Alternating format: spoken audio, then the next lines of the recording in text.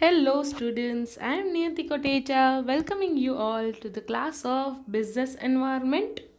We are doing our unit number 5 International Institutions. Okay, so we are going to start our part number 9. In our last lecture, that is in part number 8, we have gone through roles or functions of WTO and we have seen what are the India's commitments to WTO. Okay, so let us start this part with benefits to India from the membership of WTO. કે WTOની સાથે જે કંઈ membership છે ઇન્ડિયાની તો એનાથી ઇન્ડિયાને શું benefit થયા okay so let us start with first increase in foreign trade then lower prices for customers, greater competitiveness between all the companies, then law of comparative advantage and economies of scale. First one is increase in foreign trade. It has been said that the membership of World Trade Organization would result in a significant increase in our foreign trade and in particular our export trade. Okay, after the membership of WTO ની મેમ્બરશિપથી first and foremost શું benefit થયો ઇન્ડિયાને કે ઇન્ડિયાના એક્સપોર્ટમાં increase થયું પહેલાં જ્યારે ડબલ્યુટીઓનું establishment ન હતું ત્યારે એટલું ઇન્ટરનેશનલી ટ્રેડ પોપ્યુલર ન હતું કે કોઈ પણ કન્ટ્રી બીજી કન્ટ્રીની સાથે ઇઝીલી ટ્રેડ કરી શકતી નહોતી because of many restrictions many policies many rules and laws okay but after the establishment of ડબલ્યુટીઓએ trade policies or we can say trade rules એવા ઇઝી કર્યા બધા નેશનની વચ્ચે કે બધા now all the member countries can easily trade with each other so એનો ફાયદો એનો ડાયરેક્ટ બેનિફિટ ઇન્ડિયાને થયો કે ઇન્ડિયાનું એક્સપોર્ટ ટ્રેડિંગ વધી ગયું સો ઇન્ટરનેશનલ લેવલ ઉપર ઇન્ડિયાનું માર્કેટ ઇન્ક્રીઝ થયું ઇન્ડિયાનું એક્સપોર્ટ ઇન્ક્રીઝ થયું India is now having the income in foreign exchange.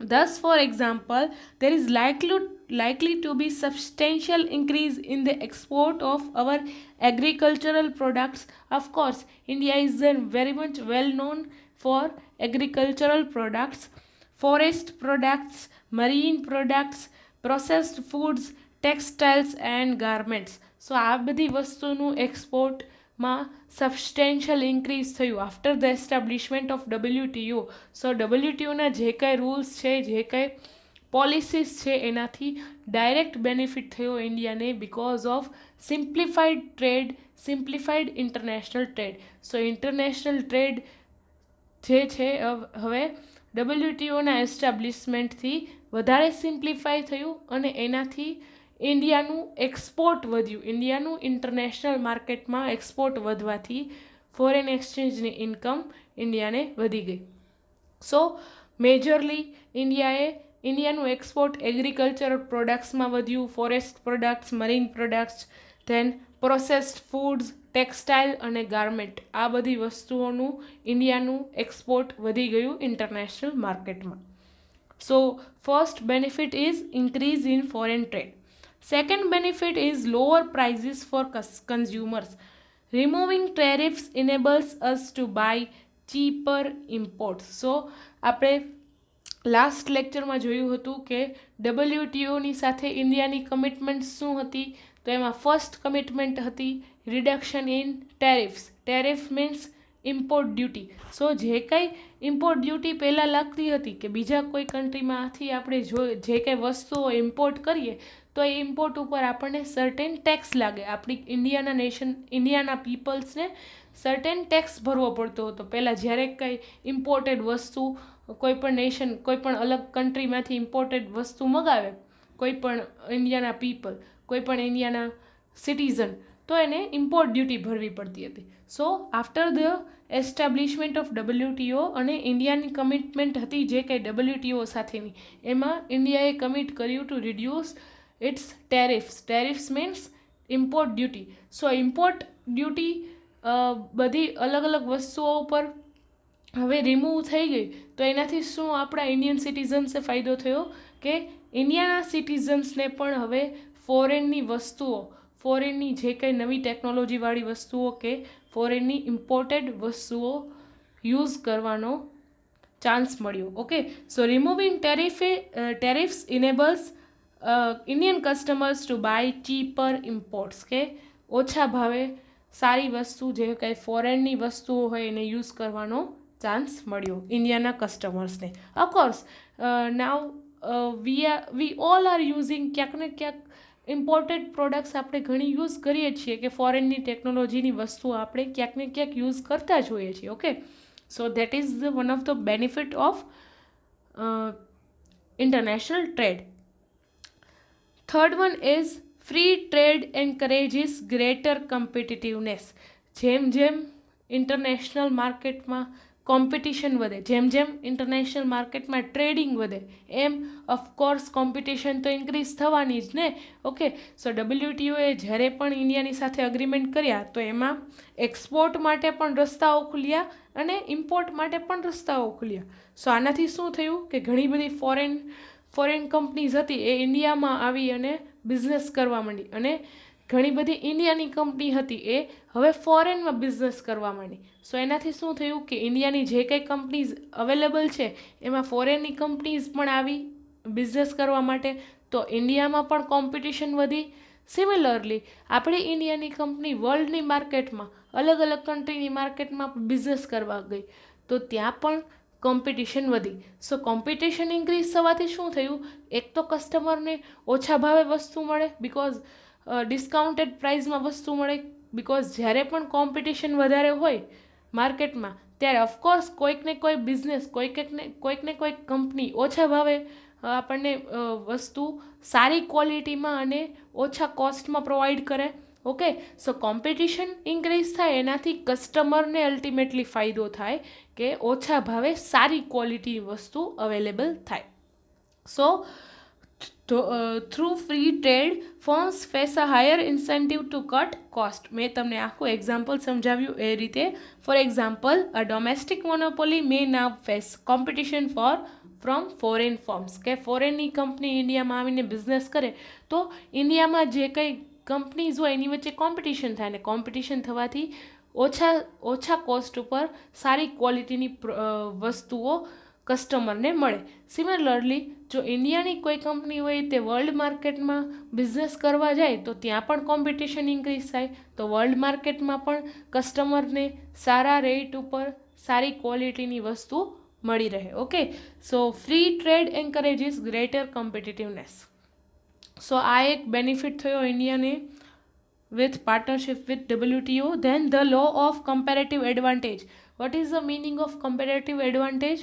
Comparative advantage means, for example, કોઈ પણ એક કન્ટ્રી કોઈ પણ એક વસ્તુ પ્રોડ્યુસ કરવામાં એકદમ સ્પેશિયલાઇઝડ હોય અને કોઈ પણ બીજી કંપની કોઈ એક બીજી વસ્તુ પ્રોડ્યુસ કરવામાં સ્પેશિયલાઇઝ હોય તો આનાથી બધી કન્ટ્રીને બેનિફિટ થાય. That is known as comparative advantage. For example, India is very much well known for agricultural products. કે ઇન્ડિયાની એગ્રીકલ્ચરલ પ્રોડક્ટ્સ હોય એ બેસ્ટ હોય.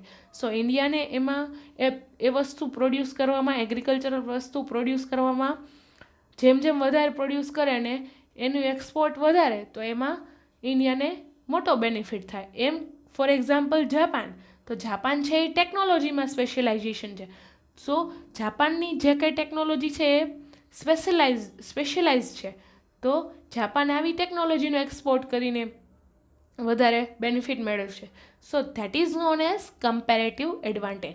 સો WTOએ એવા રૂલ્સ ડિસાઇડ કર્યા અને ઇન્ટરનેશનલ ટ્રેડને પ્રમોટ કરવાથી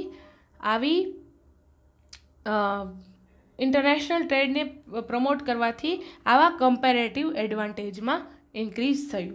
States that the free trade will enable an increase in economic welfare. મેં કીધું એમ કે એનાથી બધાને ફાયદો થાય કે India is, for example, India is very much specialised in agriculture product, તો એનાથી ઇન્ડિયાની એગ્રીકલ્ચર પ્રોડક્ટની એક્સપોર્ટ પણ વધશે અને ઇન્ટરનેશનલ અલગ અલગ ફોરેન કન્ટ્રીઝને આવી એગ્રીકલ્ચર પ્રોડક્ટનો ફાયદો પણ મળશે. સિમિલરલી જાપાન છે એની ટેકનોલોજી બહુ સરસ છે, તો એનાથી જાપાનને ટેકનોલોજી એક્સપોર્ટ કરવાનો પણ બેનિફિટ થશે, અને આ જાપાનીઝ ટેકનોલોજી જે હાઈ લેવલની ટેકનોલોજી છે એનો ફાયદો બીજા અલગ અલગ નેશન્સને પણ થશે. So that is known as law of comparative advantage, કે એકબીજાના સ્પેશિયલાઇઝેશનો એકબીજાને લાભ મળે. Okay, so this is because countries can specialize in producing goods where they have a lower opportunity cost. Fifth one is economies of scale. I think તમે આ topic તમારા મેનેજરલ ઇકોનોમિક્સમાં સમજી ગયા છો. What is the meaning of economies of scale? ઇકોનોમીઝનો meaning થાય benefit or we can say advantage of large scale production. So large scale production ક્યારે થાય? જ્યારે કોઈ કંપની પોતાનો બિઝનેસ એક્સપાન્ડ કરે. કોઈ ઇન્ડિયાની કંપની ફોર એક્ઝામ્પલ નાવ WTOના અગ્રીમેન્ટ પ્રમાણે જો ઇન્ડિયાએ અગ્રીમેન્ટ કરેલું છે કે હવે ઇમ્પોર્ટ અને એક્સપોર્ટમાં ઇન્ક્રીઝ થશે આવા અગ્રીમેન્ટના લીધે, તો કોઈ પણ એક ઇન્ડિયાની company is now open four export, કે કોઈ પણ ઇન્ડિયાની કંપની પોતાના ગુડ્સને એક્સપોર્ટ કરી શકે છે હવે સરળતાથી. સો આનાથી શું થશે? કોઈ પણ એક ઇન્ડિયાની કંપની લાર્જ સ્કેલમાં પ્રોડક્શન કરશે. સો જેમ જેમ લાર્જ સ્કેલમાં પ્રોડક્શન કરશે એમ પર યુનિટ પ્રોડ્યુસ કરવાનો ખર્ચ ઓછો થતો જશે. સો એક વસ્તુ પ્રોડ્યુસ કરવાનો ખર્ચ, average cost of producing 1 unit is lower by lower. જેમ જેમ પ્રોડક્શન ઇન્ક્રીઝ થાય એમ એક યુનિટ પ્રોડ્યુસ કરવાનો ખર્ચ ઓછો થતો જાય. That is known as economies of scale.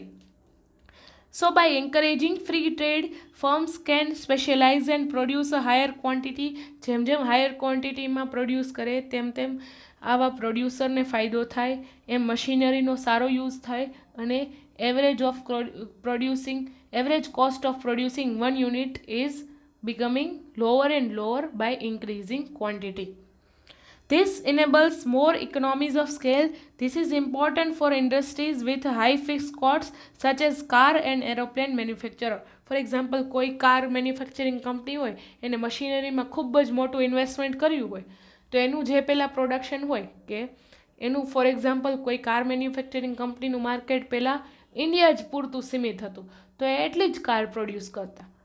Okay, અને હવે ઇન્ડિયાનું WTO સાથેનું અગ્રીમેન્ટ પ્રમાણે હવે ઇન્ડિયા એક્સપોર્ટને વધારે પ્રમોટ કરે છે, તો એનાથી શું ફાયદો થશે આવી કાર મેન્યુફેક્ચરિંગ કંપનીને? કે હવે આવી કાર મેન્યુફેક્ચરિંગ કંપની પોતાની કાર્સ ફોરેન કન્ટ્રીમાં પણ વેચી શકશે, ફોરેન કન્ટ્રીમાં પણ સેલ કરી શકશે.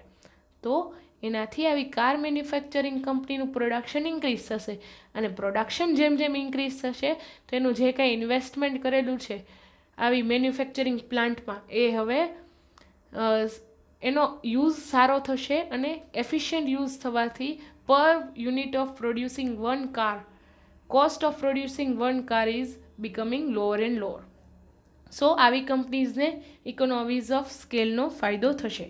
In a new trade theory, it is a specialization and exploitation of economies of scale that is most important factor in improving economic welfare.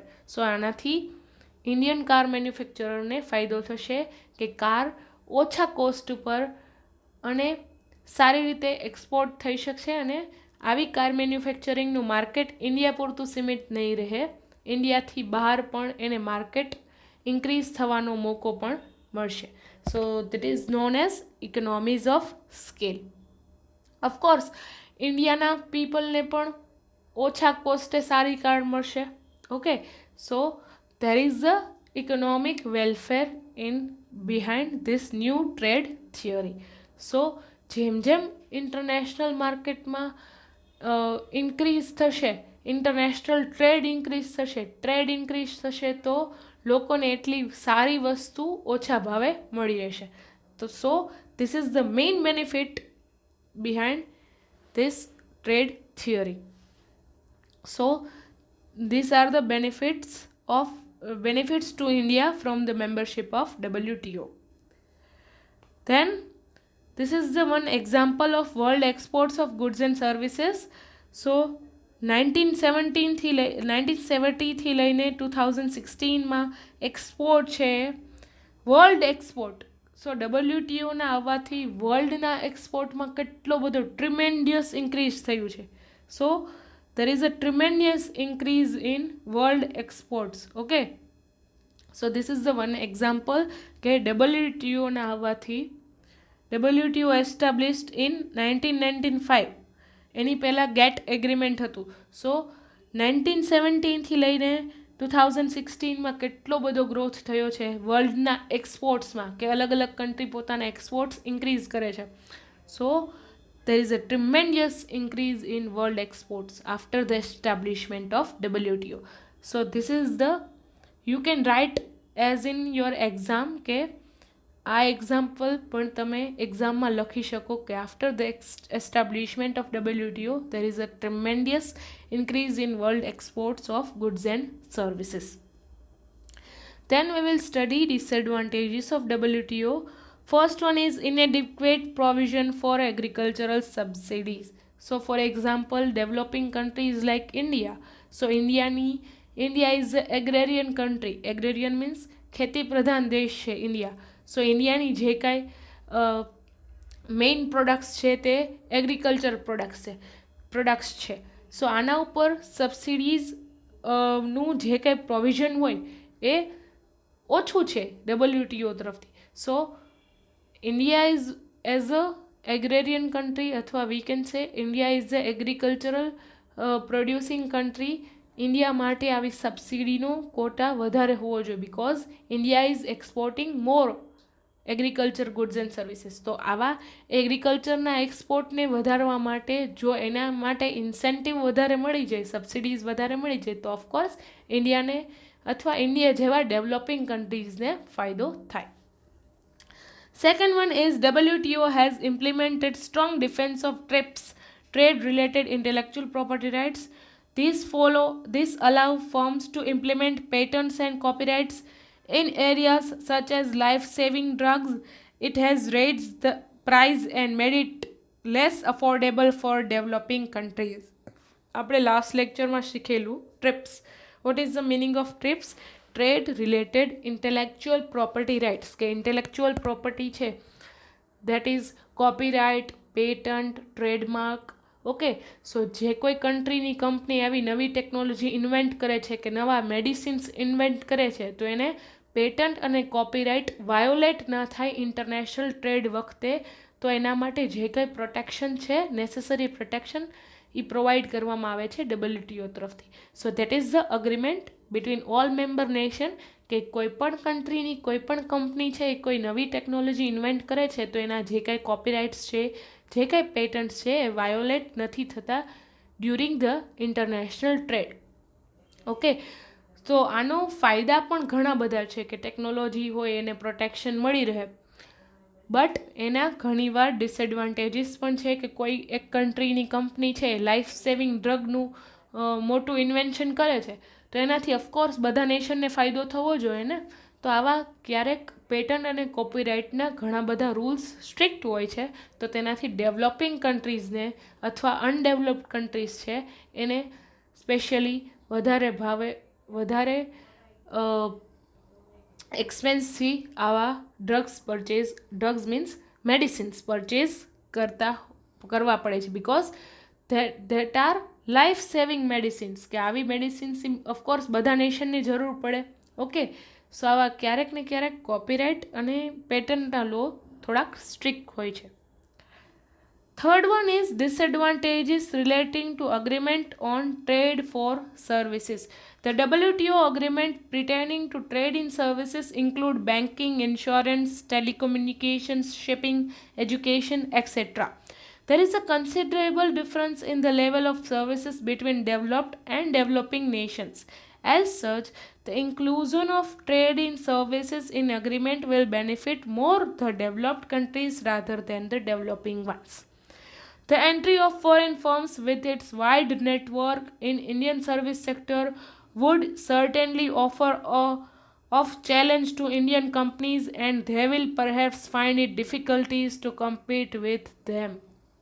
કે under the agreement of trade for services, કે ઇન્ડિયાએ જે કંઈ WTO સાથે agreement કરેલા છે, general agreement for trade in services, GATS, આપણે last લેક્ચરમાં સમજેલું આખું અગ્રીમેન્ટ, તો એના અંતર્ગત India is now allowed foreign service providers to provide services in India. So various services like banking, insurance, shipping, education. તો ઓફકોર્સ કોઈ ફોરેન સર્વિસ પ્રોવાઈડર હોય, કોઈ મોટી મલ્ટીનેશનલ કંપની હોય ફોરેનની, તે આવીને ઇન્ડિયામાં આવી સર્વિસીસ અલગ અલગ પ્રોવાઈડ કરે, તો એની પાસે તો વાઇડ નેટવર્ક હોય અને સારું ઇન્વેસ્ટમેન્ટ કરવાની કેપેસિટી હોય, અને એવી કેપેસિટી અને એવી technology might be Indian companies પાસે ના હોય. તો ઇન્ડિયન કંપની જે કંઈ આવી સર્વિસ પ્રોવાઈડ કરે છે, તો એના તો કસ્ટમર ઓછા થઈ જાય, અને આવી મલ્ટીનેશનલ કંપની જે કંઈ આવીને ઇન્ડિયામાં બિઝનેસ કરે છે એના કસ્ટમર્સ વધી જાય. તો આવી જે કંઈ ફોરેન સર્વિસ પ્રોવાઈડર્સ છે એને ઘણીવાર એનાથી ઇન્ડિયન સર્વિસ પ્રોવાઈડર છે એને નુકસાન થતું હોય છે. Okay, so there is a one disadvantage of that. Fourth one is effects on Indian industry. The WTO has been constantly urging India to lower import duties, remove controls on consumer goods imports, reduce quantitative restrictions. Since India has subsequently followed the agreement, the tariffs have been reduced year after year and the quantitative restrictions have been removed. All this has opened the good gates for foreign consumer goods enter in Indian market, thereby seriously damaging Indian industry. So જેમ India is allowed to import, કે import duty ઓછી કરી નાખે જો Indian government, તો now customers of India, કે જે કંઈ citizens of India is now allowed to import more cheaply.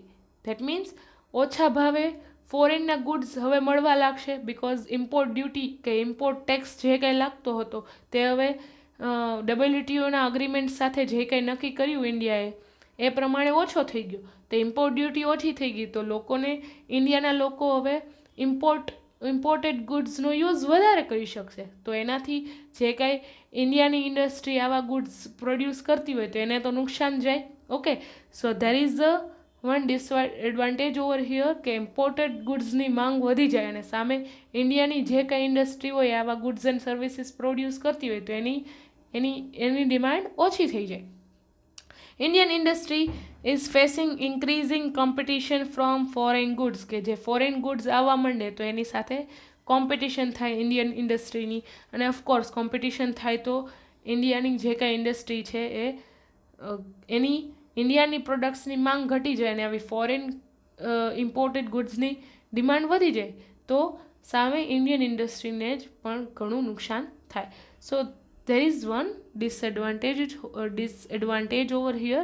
ઘણી બધી વખત આવું ઘણીવાર નથી થતું હોતું, but there is one disadvantage over here. Fifth one is impact on small scale units. The WTO agreements does not discriminate on the basis of size industry. Accordingly, there is no place for reservation, preferential purchase and other support for small scale units.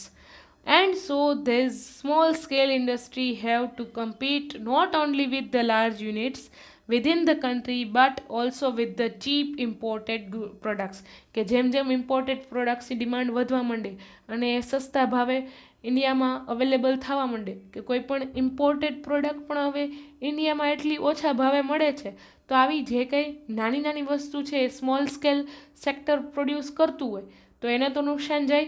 Okay, સો આવી impact આવે છે small scale sector ઉપર પણ. These units are thus losing their markets to cheap imported goods. Consequently, a large number of small scale units are becoming sick or have closed down. સો આનાથી small scale sector ઉપર બહુ મોટી impact આવે છે, કે લોકો હવે ઇમ્પોર્ટેડ ગુડની જ ડિમાન્ડ કરે છે, બિકોઝ એ જ ભાવે જો સારી અને ઇમ્પોર્ટેડ વસ્તુ મળતી હોય તો સ્મોલ સ્કેલ ઇન્ડસ્ટ્રી જે કંઈ આવી વસ્તુઓ પ્રોડ્યુસ કરે છે એની ડિમાન્ડ ઓછી થઈ જાય, તો આવી સ્મોલ સ્કેલ સેક્ટર ભાંગી પડે છે આના લીધે. Okay, so next to agriculture. This sector is principal source of employment, accommodating about 20 million people of India. The rule of survival of the fittest is being applied to this sector, and in the process only few are able to survive. કે agriculture પછીનું જે કાંઈ small scale sector છે એમાં employment વધારે છે, અને હવે જો આવી ઇમ્પોર્ટેડ ગુડની ડિમાન્ડ વધી જાય અને સામે આવા સ્મોલ સ્કેલ યુનિટ્સ ભાંગી પડે અથવા સિક થઈને બંધ થઈ જાય, તો આવા નાના સ્મોલ સ્કેલ યુનિટ્સ બંધ થઈ જવાથી લોકોનું એમ્પ્લોયમેન્ટ પણ ઓછું થઈ જાય અથવા બંધ થઈ જાય, તો આનાથી મોટી ઇમ્પેક્ટ આવે ઇકોનોમી ઉપર. Dumping of foreign goods has seriously affected this sector.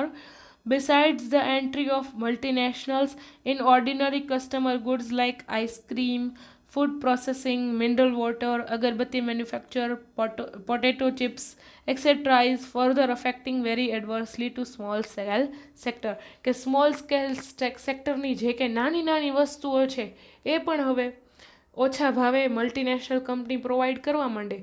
Of course એ કંપનીની ક્વોલિટી પણ સારી હોય, ક્યાંક ને ક્યાંક ઓછા ભાવે પણ એ અવેલેબલ થતું હોય, તો એનાથી જે કાંઈ સ્મોલ સ્કેલ ઇન્ડસ્ટ્રી છે તે આવા સર્વિસીસ કે આવી વસ્તુઓ, નાની નાની વસ્તુઓ પ્રોવાઈડ કરતી હોય, તો એના માટે તો ચાન્સ જાય, તો કોમ્પિટિશન ઇન્ક્રીઝ થાય, અને ઓફકોર્સ મલ્ટીનેશનલ કંપની પાસે વધારે પાવર, વધારે ઇન્વેસ્ટમેન્ટ કેપેસિટી હોય, અને સામે આવી સ્મોલ સ્કેલ નાની નાની બિઝનેસીસ, સ્મોલ સ્કેલ બિઝનેસ પાસે એટલું બધું ઇન્વેસ્ટમેન્ટ કરવાની કેપેસિટી ના હોય, એટલી બધી સારી સારી મશીનરી, મોટી નવી નવી ટેકનોલોજી યુઝ કરવાની, પ્રોડક્શનમાં ઓછા ભાવે પ્રોડક્શન કરવાની કેપેસિટી ના હોય, અને સામે અલગ અલગ મોટી મલ્ટીનેશનલ પાસે આવી એડવાન્સ ટેકનોલોજી હોય, તો એનાથી ક્યાંક ને ક્યાંક અફેક્ટ થાય છે સ્મોલ સ્કેલ યુનિટ્સ. સો સ્મોલ સ્કેલ યુનિટ્સ આવી કોમ્પિટિશનમાં કમ્પીટ કરી નથી શકતું અને સર્વાઈવ કરી શકતું નથી. So major impact is on small scale sector. So this are the major disadvantages of international trade. Okay. So I would like to end up this session with motivation, that is, determination is everything. If you determine to do, or if you determine to do hard work, no one can stop you. Okay, so your exam is nearer now, so keep doing hard work, determine that you have to win. Okay, thank you so much students, have a nice day.